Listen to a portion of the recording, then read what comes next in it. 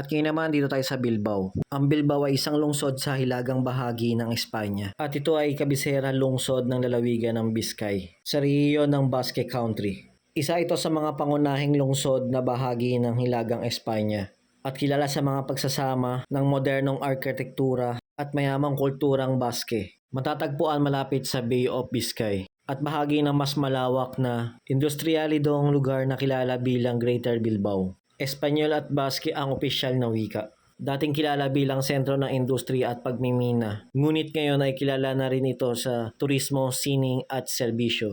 Itinatag noong ika-14 na siglo, naging mahalagang daungan at industriya na sentro sa mga sumusunod na siglo. Dumaan sa malaking urban transformation noong dekada 90 para maibalik ang sigla ng lungsod natapos ang pagbagsak ng industriya. Di bali, nandito lang kami malapit sa port, di na kami lumayo kasi yung bus na dapat namin sasakyan hindi makaintindi yung driver ng English. So naglakad-lakad na lang kami kaya dito lang kami banda.